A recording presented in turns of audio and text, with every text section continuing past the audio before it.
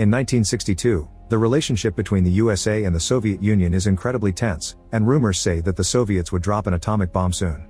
Panic takes over American citizens and building bomb shelters in their backyards becomes a common occurrence. Dr. Calvin works extra hard on his bunker, filling it up with enough supplies to last for many years. One day, Calvin and his pregnant wife Helen throw a party at their house. Things are going well until they see on TV a broadcast from President Kennedy, who announces that they are planning a secret mission against the Soviet Union. There aren't any details, but Calvin still panics and thinks a war is about to start, so he kicks out all the guests and drags his wife into the bunker. Seconds later, an aircraft flies over the city only to suddenly detect a mechanical failure. There is nothing the pilot can do and it crashes right into Calvin's house, absolutely destroying it. In the bunker, Calvin hears the noise and feels all the shaking, so he assumes the war has started and quickly seals the door. He explains to Helen that he can't open it manually. The door will open on its own after 35 years, which is the time for nuclear particles to normalize in the atmosphere. Soon the authorities arrive to check the debris left by the accident, and since they can't find any proof of life, they assume Calvin and Helen have died in the crash. Days start to pass and Calvin feels at home, but Helen hates it down there. One day her water finally breaks and with the help of her husband, she gives birth to a cute baby boy. Soon days become years, and their son Adam becomes a bright young child. Calvin teaches him everything he knows and hopes that one day Adam will rebuild the country to bring back its old glory. On top of all the basic school subjects, Calvin also teaches Adam how to box, to speak French and Latin, and how to handle the stock market. Helen teaches him to do chores around their home and even how to dance. Calvin also gifts Adam his collection of baseball cards and tries to explain sports to him, but Adam has some trouble imagining so many people. Both parents teach them very good manners but never curse around their son, who is growing up to be very naive and sheltered.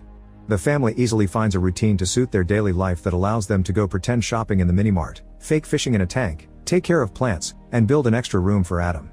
They also have a lounge area to read, play games, and simply relax while hanging out. Meanwhile, above them, the land that used to be their house is sold and becomes a variety of business through the years. First it is a diner, then a pizzeria, and later a nightclub. In 1995, Adam turns 33 and gets gifts his parents made themselves. When he blows the candles, he wishes to find the perfect partner one day. Helen mentions there are only 2 years left and Calvin says he will miss this place when the time comes, causing Helen to go into another room to scream her frustration out. In 1997 the 35 years finally end and the door opens itself. The family is excited to get out, but Calvin tells them he should do a quick check first to make sure it's safe. After putting on a radiation suit, he takes the elevator out and appears in an abandoned building that has become the home of a bunch of drunk beggars. Melker is so shocked by the vision of a glowing man emerging from the ground that he passes out. Then Calvin leaves the building, only to be shocked by all the changes. There are graffiti everywhere, people handling guns as if they were toys, adult stores full of merchandising that disgusts him, and weird-looking people who he can't understand when they speak. Terrified, Calvin rushes back to the bunker and explains that although the air is breathable, the neighborhood is still a post-apocalyptic wasteland full of crazy mutants. He concludes they must stay in the bunker, and his words cause Helen to finally snap. She yells at him as she explains how sick she is of being locked up and how important it is for Adam to get in contact with nature. Calvin refuses to change his mind and the argument causes him to have a heart attack. With Calvin sick and supplies almost running out, Helen decides to send Adam outside to get enough food for a couple of years. She gives him some cash and a shopping list, telling him to stay at the Holiday Inn and to keep an eye out for a not mutated girl. Before Adam leaves, Calvin tells him not to enter the adult video store because it has harmful levels of radiation. Once he is done packing, Adam finally goes outside and discovers Melker has started a little temple around the elevator to worship Calvin's family, considering them holy beings. Adam goes outside and is incredibly happy to finally see lots of things for the first time, the amazing sky, buildings, trees, and even other people, who consider him a weirdo. He gets excited over every single little thing and says hello to any person walking by him, accidentally using a slur to refer to a black woman when he greets her because he is extra excited to see another skin color. When he passes by the adult video store, he covers his nose and warns others to do the same. Afterward he gets on the bus and gets really scared to feel the machine moving. When he tries to talk to other passengers, he uses old words and nobody can understand him, so they also think he is a weirdo. Eventually Adam makes it to the grocery store and starts picking up all the items from the list. The butcher explains that if he makes a larger order it can be delivered to his house, which makes Adam realize he has no idea how to get back to the bunker. Panicking, he rushes out of the store and spends the day riding different buses to look for the bunker to no avail. He is also running out of cash, so he enters a hobby shop to sell his father's baseball cards. The shop owner can tell these are antique and valuable cards, but instead of telling Adam, he offers to buy the whole pack for just $500. Before Adam can accept, the shop's assistant Eve interrupts them and tells Adam he is being scammed because each of those cards costs between $4,000 and $6,000. Eve insults her boss and quits on the spot, causing Adam to become very impressed by her and start developing a crush. Once they leave the store, Adam asks Eve to take him to the Holiday Inn. At first Eve refuses and tries to run away from him, but she quickly changes her mind when Adam promises to pay her with 2 baseball cards. During the ride, Adam chooses all the old songs on the radio, which Eve finds pretty weird. As soon as Eve drops Adam at the hotel, she leaves without a word. Adam goes to his room and when he looks through the window, he is shocked by the view he has from the 18th floor, then he enjoys watching television in color. He also makes sure to wake up extra early to watch the sunrise. The next morning, Eve visits Adam at the hotel to give him back the cards because she feels guilty over getting paid so much for such a simple task. Then she tries to leave, but Adam stops her with an offer. He will pay her to become his assistant and she can help him gather all the things for the bunker. Eve agrees and they go shopping together for enough supplies to last 2 more years, hiring several trucks in the process. Adam also shocks her by revealing he wants to find a wife. After they're done shopping, Eve takes Adam to her house and he meets her roommate Troy, who starts asking Adam tons of questions when he notices how surprised he is by all the technology. Adam lies, saying he is from Alaska and that he is here for a business trip. Meanwhile Helen is too curious and gets on the elevator, but as soon as she comes out, she sees Melker and his friends being creepy and immediately goes back. The next day Troy decides Adam needs a fashion makeover, so he gives him a whole new wardrobe that makes him look even more handsome. The next few days, Eve and Troy take Adam on many new experiences, like dancing to modern music, skateboarding, and seeing the ocean. Adam gets so excited that he jumps right into the water without a care. He also gets to watch a baseball game and finally understands why his father likes it so much. One afternoon it starts raining and Adam stands under it in pure awe. When Eve comes to check on him, Adam hugs her to share his joy, saying his father would call this a miracle. In the evening, Eve and Troy take Adam to an old school swing club to find him a wife and they tell him just to be himself.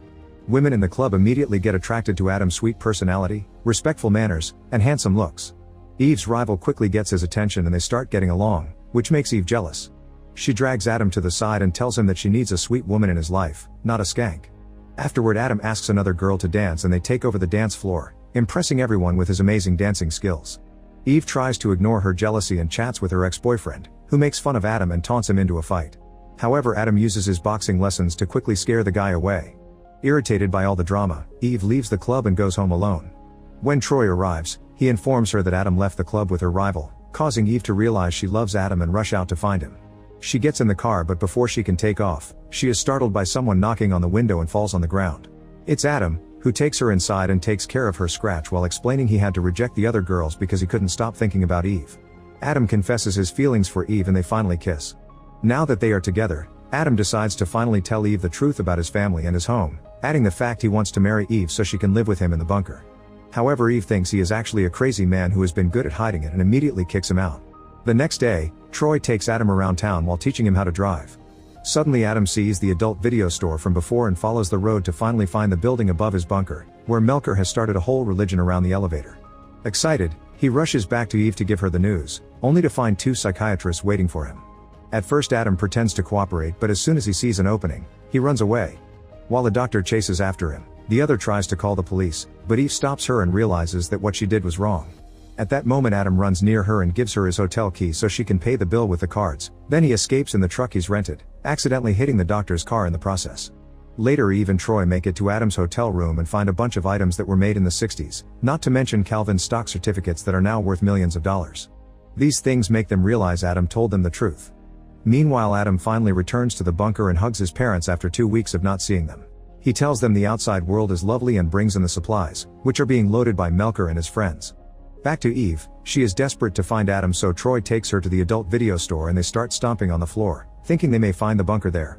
Obviously they find nothing and decide to leave, but on their way out, they see Adam about to enter the neighboring building. Eve immediately rushes to him to kiss him and hug him, and Adam invites her to meet his parents. Calvin and Helen like Eve very much and they have dinner together. Calvin also gives Adam a talk about the birds and the bees. However, before making any plans for a new life, Adam asks his parents to wait 2 months. During the following weeks, Adam and Eve sell Calvin's stocks and build a new home in the country that looks identical to Adam's previous house. Melker also helps after cleaning up and finally abandoning drinking. Once everything is ready, Adam brings his parents to the house, revealing this way they can get used to the new world little by little. Later, while Helen and Eve prepare dinner, Adam finally tells Calvin that there was never an atomic war, that the bomb had actually been a plane that crashed into their house, and that the Soviet Union collapsed.